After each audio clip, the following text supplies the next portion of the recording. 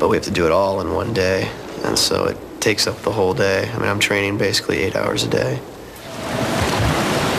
I've been overtrained, and it's not fun. You get injuries, you get sick a lot, your body starts falling apart.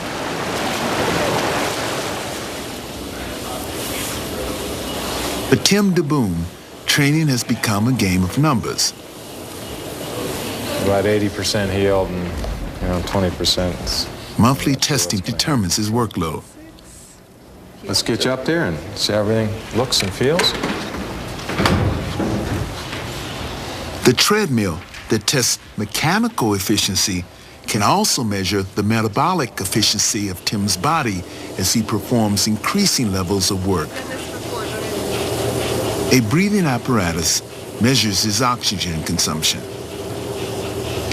What we're measuring is the difference between the amount of oxygen that the athlete breathes in and the amount of oxygen that the athlete expires.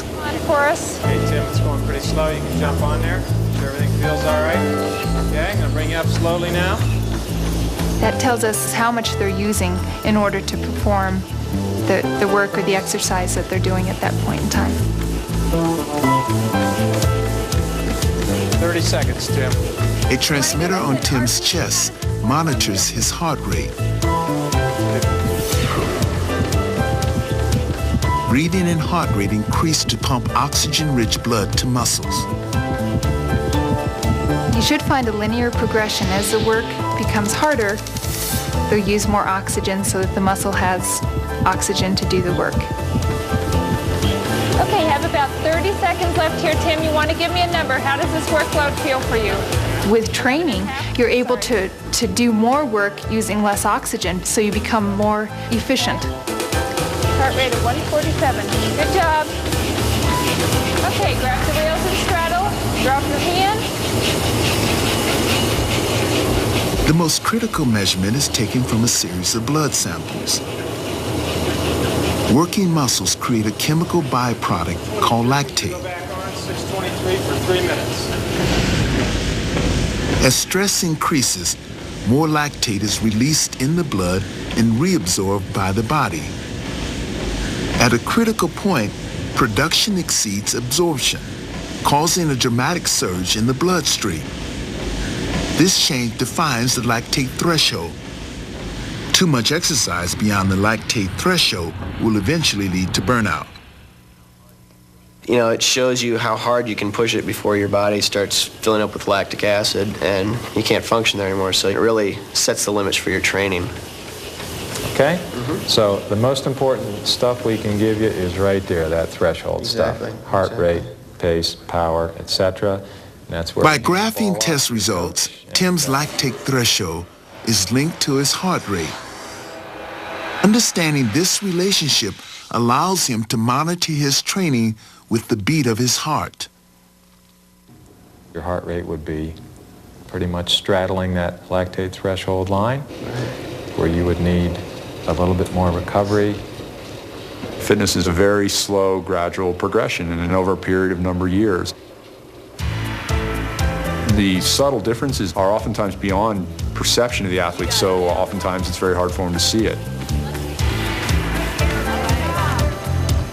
What the mathematical quantification really does is get the athlete to see the progress more easily and to keep control over what they're doing, not to go too far.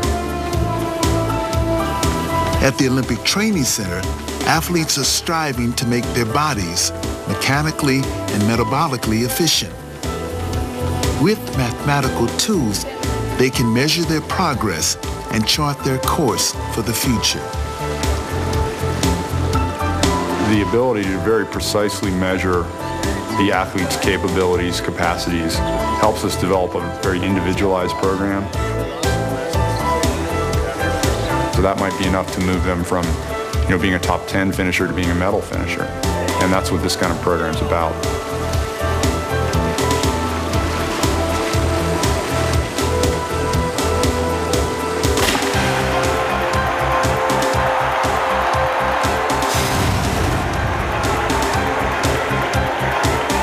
Years of training do not guarantee a victory. At the moment of truth, athletes must harness their body's ability with the powers of their mind. To be a winner, an athlete must learn to concentrate under stress, and scientists are using mathematics to learn how they do it.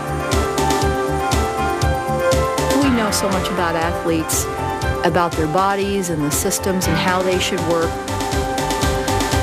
what angle they should hold the bat for a good hit.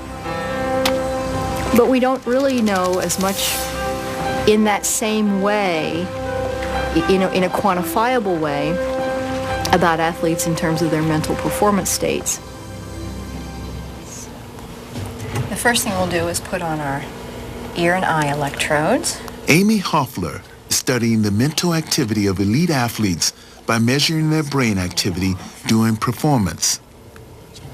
What we're trying to do is examine those highly focused attentional states so that we can learn more about how to help people develop their concentration for better performance. Every moment the brain generates tiny amounts of electrical current. Can you hold that? Hoffler can measure this current with electrodes. There are measurements on the exterior surface of your skull that correlate to particular anatomical areas in your brain. And so we select electrode sites based on what kinds of behavioral phenomenon we would like to measure. To record brain waves, subjects must be motionless, so Hoffler has chosen to study marksmen. Marksmanship is a sport that requires a very high degree of concentration and focus, as many sports do, but a marksman is not running around on a basketball court, and that enhances our ability to take the kinds of measures that we want. I'm Kim Howe, and I've been shooting since I was 13, and I started through a 4-H program in Pennsylvania.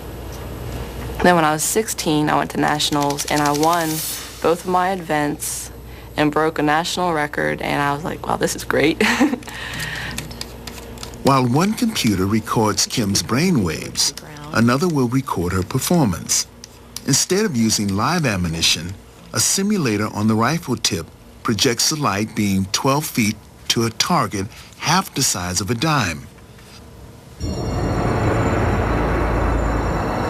The computer enlarges the target on the screen and tracks the path of the gun as Kim focuses her mind on the shot.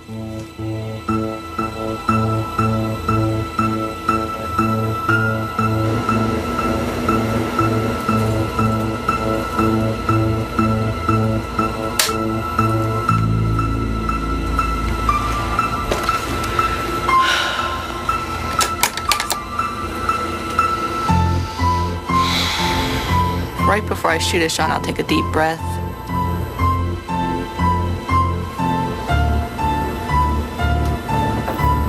I keep saying to myself, relax, relax.